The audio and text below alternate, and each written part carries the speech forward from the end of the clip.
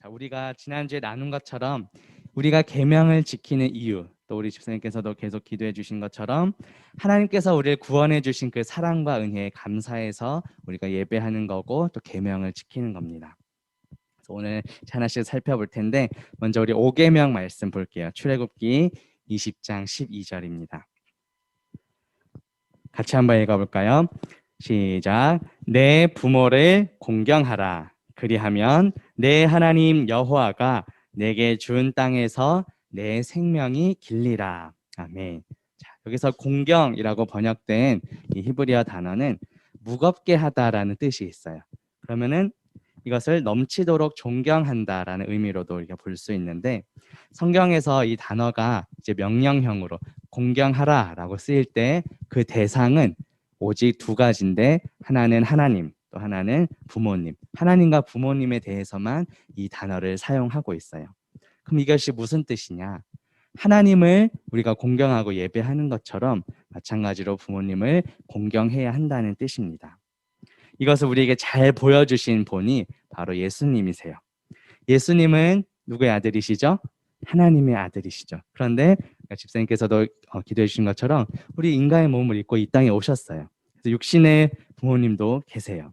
그래서 요한복음 19장 26절과 27절에 보면 예수님께서 이 땅에 사시는 동안 하나님 아버지께도 영광 돌리면서 하늘 아버지의 이름도 높이셨지만 동시에 육신의 어머니도 부탁하는 모습을 볼 수 있어요. 요한복음 19장 26절과 27절 한번 제가 읽어줄게요. 예수께서 자기의 어머니와 사랑하시는 제자가 곁에 서 있는 것을 보시고 자기 어머니, 여기서 이제 육신의 어머니 마리아를 말합니다. 자기 어머니께 말씀하시되 여자여 보소서 아들이니이다 하시고 또 그 제자에게 이르시되 보라 내 어머니라 하신데 그때부터 그 제자가 자기 집에 모시니라. 자, 이 상황은 이제 예수님께서 곧 이제 십자가에 달려 돌아가신 그 앞선 이야기인데 결코 육신의 부모를 섬기는 것에서도 소홀히 하지 않는 모습을 우리가 볼 수 있어요. 처럼 예수님께서는 하나님 아버지도 잘 섬기셨고 육신의 부모님도 결코 소홀히 하지 않음을 볼 수 있습니다. 이것을 통해 우리는 눈에 보이는 부모님을 공경함으로써 눈에 보이지 않는 하나님을 공경하는 법을 배울 수 있게 돼요. 그래서 우리를 구원하신 하나님의 사랑과 은혜에 감사하는 마음으로 또 우리에게 허락하신 부모님을 공경하는 우리 저와 친구들 다 되시기를 바라겠습니다. 자, 6계명 볼게요. 6계명은 출애굽기 20장 13절입니다. 같이 읽을게요. 시작. 살인하지 말라. 자, 우리는 왜 살인해서는 안 될까요? 물론 이제 여러 법들로 다 이제 형법이 있기 때문이도 마찬가지지만 모든 인간은 하나님의 형상대로 창조되었기 때문이에요. 자, 그런데 예수님께서는 마태복음 이제 산상수훈에서 이 계명을 이제 새롭게 그 의미를 확대해서 우리에게 알려주셨어요. 마태복음 5장 21절과 22절에 보면 이렇게 말합니다. 옛 사람에게 말한 바 살인하지 말라. 누구든지 살인하면 심판을 받게 되리라 하였다는 것을 너희가 들었으나 나는 너희에게 이르노니. 자, 이제 여기서 예수님께서 새롭게 해석하신 부분입니다. 형제에게 노하는 자, 형제에게 화를 내는 자마다 다 심판을 받게 되고 형제를 대하여 라가라 하는 자. 라가는 그 히브리 사람들이 쓰는 욕설이에요. 욕하는 자는 공회에 잡혀가게 되고 미련한 놈이라 하는 자는 지옥불에 들어가게 될 것이다. 이렇게 새롭게 해석을 하셨어요. 이처럼 예수님은 다른 사람을 미워하고 다른 사람에게 욕하는 것도 살인하는 것과 같다고 그 의미를 새롭게 해석해 주셨어요. 자, 우리 7계명도 볼게요. 7계명 같이 읽습니다. 시작. 간음하지 말라. 예수님께서는 이 7계명 간음에 대해서도 새롭게 해석을 해 주셨어요.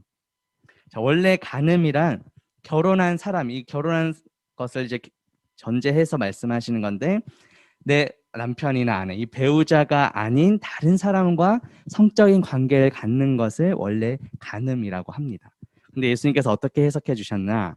마태복음 5장 27절과 28절에 보면 또 간음하지 말라 하였다는 것을 너희가 들었으나 나는 너희에게 이르노니 음욕을 품고 음란한 마음을 그런 욕심을 품고 여자를 보는 자마다 여기서 이제 이성을 다 가리키는 거겠죠.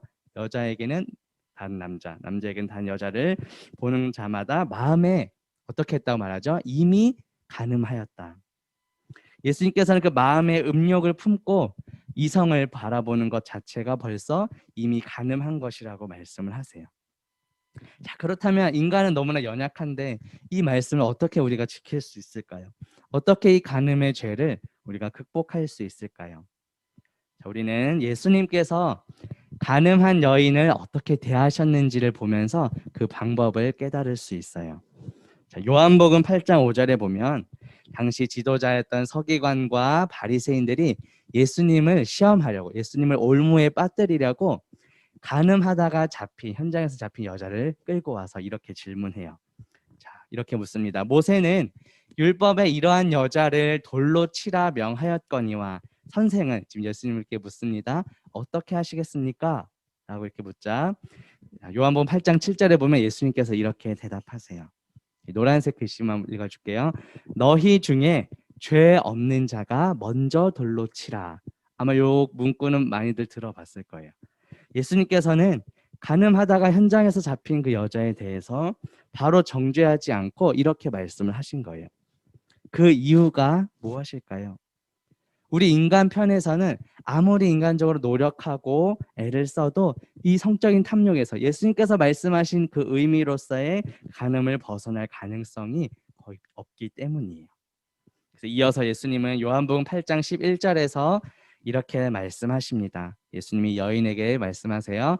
나도 너를 정죄하지 아니하노니 가서 다시는 죄를 범하지 말라.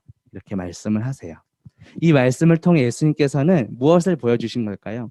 무조건적으로 용서하시는 그 하나님 아버지의 사랑을 지금 보여주고 계신 거예요. 그리고 다시는 그런 성적인 탐욕에 빠져서 살지 말라고 하셨어요. 결국 우리가 이 간음하지 말라는 계명을 지키기 위해서는 우리의 죄를 먼저 사해 주신 하나님의 사랑을 우리가 먼저 기억해야 돼요. 예수님께서는 이 간음한 여인처럼, 어쩌면 이 간음한 여인보다도 더 추악한 죄인인 우리를 위해 십자가에서 죽으셨어요. 그리고 그 십자가를 통해 하나님 아버지의 크신 사랑을 우리에게 보여주셨어요. 따라서 우리는 그 하나님의 사랑에 감사하는 마음으로 이 계명을 지켜야 합니다. 또한 하나님께로부터 받은 그 사랑을 이제 우리 주변 친구들에게도 전할 수 있어야 돼요. 자, 우리 8계명 볼게요. 출애굽기 20장 15절 말씀 같이 봅니다. 시작. 도둑질하지 말라. 자, 여기 도둑질로 사용된 이 히브리어 가나브라는 단어는 다른 사람에게 속해 있는 것을 그 사람이 허락하지 않았는데, 동의하지 않았는데 원래 가져가는 것을 원래 가리켜요. 자, 그런데 우리가 흔히 도둑질하면은 다른 사람의 어떤 재물만 생각할 수 있는데 이 계명의 핵심은 그 사람을 보호하는 것이 핵심이에요. 그리고 또한 사람과의 관계뿐만 아니라 우리는 또 하나님의 것을 도둑질하진 않았는지 우리가 또 돌아보아야 합니다. 자, 말라기 3장 8절에 보면 이렇게 말씀해요. 사람이 어찌 하나님의 것을 도둑질하겠느냐? 그러나 너희는 나의 것을 도둑질하고도 말하기를 우리가 어떻게 주의 것을 도둑질하였나이까 하는도다. 이는 곧 11조와 봉헌물이라고 말씀해요. 자, 우리가 예배 때마다 헌금을 하죠. 왜 하죠? 하나님께서 우리를 구원하여 주신 그 은혜에 감사하는 마음으로 하는 겁니다. 그런데 특별히 11조는 하나님께서 명령하신 거예요. 우리가 가진 모든 것이 하나님께로부터 왔음을 믿음으로 고백하는 거예요. 자, 우리 11조를 잘 생각해야 될 게 원래 내 것 중에 내 거 10분의 1을 떼어드리고 나머지 10분의 9를 내 마음대로 쓰는 것이 아니에요. 원래 전부 다 하나님의 것인데 그 중에 10분의 1 일부를 구별해서 하나님께 다시 돌려드리고 나머지 10분의 9 역시 이 모든 것의 주인 되시는 하나님의 뜻대로 하나님의 영광을 위해 사용하는 거예요. 자, 그래서 욥은 이렇게 고백합니다. 욥기 1장 21절에 보면 이르되 내가 모태에서 알몸으로 나왔사온즉 또한 알몸이 그리로 돌아가올지라 주신 이도 여호와시오 거두신 이도 여호와시오니 여호와의 이름이 찬송을 받으실지니이다. 이렇게 고백했어요. 우리가 가진 모든 것이 다 하나님께로서 왔음을 고백하는 내용입니다. 자, 이제 9계명 볼게요. 출애굽기 20장 16절 같이 읽습니다. 시작. 내 이웃에 대하여 거짓 증거하지 말라. 친구들 혹시 드라마나 영화에서 법정에서 이렇게 재판하는 내용 장면 혹시 본 적 있나요?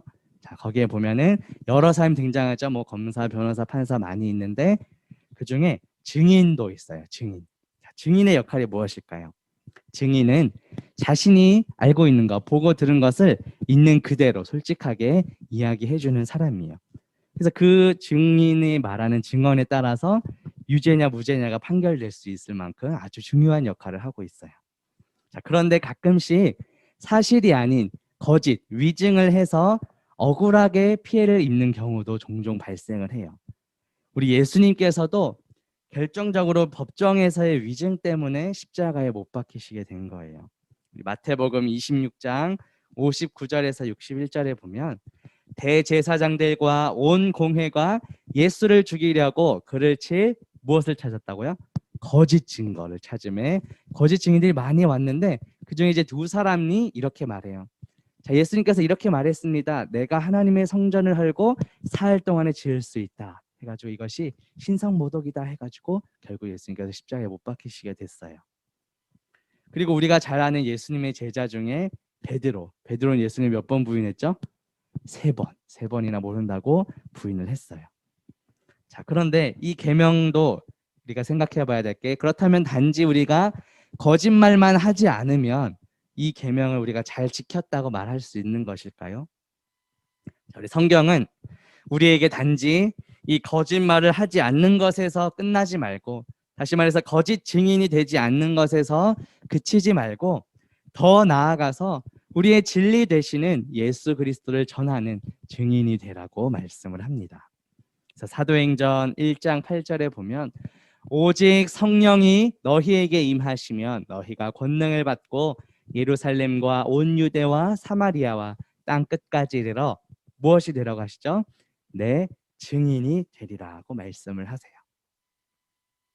그래서 단지 거짓말을 안 하는 것에서 내가 이 계명 다 지켰다 이렇게 만족하는 것이 아니라 정말 이제 더 적극적으로 예수님의 증거하는 예수님의 증인으로서 살아가는 저와 우리 친구들 되기를 바라겠습니다. 자, 마지막 10계명은 출애굽기 20장 17절 말씀입니다. 같이 읽을게요. 시작. 내 이웃의 집을 탐내지 말라. 내 이웃의 아내나 그의 남종이나 그의 여종이나 그의 소나 그의 낙이나 무릇 내 이웃의 소유를 탐내지 말라. 자, 여기 탐내다라고 번역된 이 히브리어 단어는 어떤 것을 내가 막 갈망하고 그것을 얻으려고 애쓰고 마음에 들어하는 그런 뜻이에요. 자, 그렇다면 어떻게 우리 이 마음속에 있는 탐심, 이 욕심을 우리가 극복할 수 있을까요? 바울은 어떠한 상황에서도 자족하기를 배우라고 권면해요. 자족은 스스로 만족을 하라는 겁니다. 자, 빌립보서 4장 11절과 12절에 보면 바울이 이렇게 얘기해요. 내가 궁핍함으로 말하는 것이 아니니라. 어떠한 형편이든지 나는 자족하기를 배웠노니 나는 비천에 처할 줄도 알고 가난함에 처할 줄도 알고 풍부에 처할 줄도 알아. 모든 일, 곧 배부름과 배고픔과 풍부와 궁핍에도 처할 줄 아는 일체의 비결을 배웠다고 바울은 이야기합니다. 자, 그리고 우리가 궁극적으로 내 마음속에 있는 그런 욕심, 탐심을 이길 수 있는 비결은 하나님의 사랑을 우리가 충만하게 경험하는 거예요. 예수 그리스도의 그 십자가를 통해 나타난 하나님의 사랑을 우리가 기억할 때 우리는 이 탐심을 극복할 수 있습니다.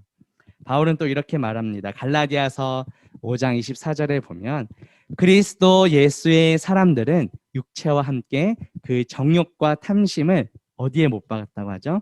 십자가에 못 박았느니라. 우리는 이미 예수 그리스도와 함께 죽었고 예수 그리스도와 함께 부활하여 새롭게 된 존재예요. 이것을 우리가 잘 기억해서 우리의 모든 정욕과 탐심 이미 예수 그리스도와 함께 십자가에 못 박혔음을 믿는 저와 친구들 되기를 바라겠습니다. 자, 오늘 계명 되게 여러 가지 살펴서 기억을 다 하기 어려울 수도 있는데 자, 오늘 말씀을 하나로 딱 요약해서 말을 해줄게요. 예수님께서는 가장 큰 계명이 무엇입니까? 라는 질문에 이렇게 대답하셨어요. 마태복음 22장 37절에서 40절 말씀을 보면 예수께서 이르시되 내 마음을 다하고 목숨을 다하고 뜻을 다하여 주 너의 하나님을 사랑하라 하셨으니 이것이 크고 첫째 되는 계명이요 둘째도 그와 같으니 내 이웃을 내 자신같이 사랑하라 하셨으니 이 두 계명이 온 율법과 선지자의 강령이라고 말씀하세요. 다시 말해서 10계명의 앞부분 1계명부터 4계명까지는 하나님 사랑, 그리고 5계명부터 마지막 10계명까지는 이웃 사랑, 이렇게 두 계명으로 예수님께서 압축해서 말씀해 주신 거예요. 또 바울도 이 10계명, 오늘 본문에 해당하는 이 간음, 살인, 도둑질, 이 탐심을 금하는 것을 이웃 사랑이라고 요약을 해 주었어요. 로마서 13장 9절과 10절에 보면 간음하지 말라, 살인하지 말라, 도둑질하지 말라, 탐내지 말라 한 것과 그 외에 다른 계명이 있을지라도 내 이웃을 내 자신과 같이 사랑하라 하신 그 말씀 가운데 다 들었느니라. 사랑은 이웃에게 악을 행하지 아니하나니 그러므로 사랑은 율법의 완성이다. 이렇게 바울은 말씀합니다. 그래서 우리 주변 친구들에게 악을 행하지 않고 내 몸, 내 자신처럼 우리 친구들을 사랑할 수 있는 우리 저와 친구들 되기를 바라겠어요. 자, 이제 말씀을 마치려고 해요. 오늘은 10계명, 이제 5계명부터 마지막 10계명까지 살펴보았어요. 오늘 모든 것을 요약하는 한 단어는 뭐죠? 사랑은 뭐지? 사랑. 네, 한 단어로. 사랑이 절대 이 평생 잊으면 안 되는 거예요. 알겠죠? 자, 사람마다 우리가 사랑을 표현하는 방식, 또 내가 사랑을 느끼는 방식은 조금씩 다르다고 해요. 그래서 오늘 반별 모임 때 갑자기 좀 준비를 생각난 거여서 좀 어려울 수는 있지만, 상영 혹시 해본 적 있니? 테스트 해본 친구들도 아마 있을 거예요. 5가지 사랑의 언어 테스트를 해본 친구들은 그것을 또 기억해보고 아니면 또 대상을 또 다르게 또 떠올려 볼 수도 있겠죠. 오늘 말씀을 적용하면 우리 부모님이나 아니면 우리 교회 선생님 또 같은 반 친구들이 될 수도 있을 텐데, 자, 그래서 서로의 사랑의 언어가 무엇인지 한번 함께 살펴보면 좋겠어요. 그런데 이 어디까지나 이 테스트는 이제 참고 사항일 뿐이에요. 자, 이 모든 테스트, 이 모든 것을 뛰어넘어서 가장 큰 사랑을 보여주신 분이 계세요. 누구시죠? 하나님. 바로 우리 하나님께서는 우리를 너무도 사랑하셔서 독생자 예수 그리스도를 우리에게 보내주셨어요. 예수 그리스도께서 그 십자가에서 흘리신 그 피로 우리의 모든 죄를 씻어 주셨어요. 우리를 구원하신 그 사랑에 감사하는 마음으로 부모님을 공경하고 주변 친구들을 사랑하는 저와 친구들 되기를 주님의 이름으로 바라겠습니다. 네, 같이 기도할게요.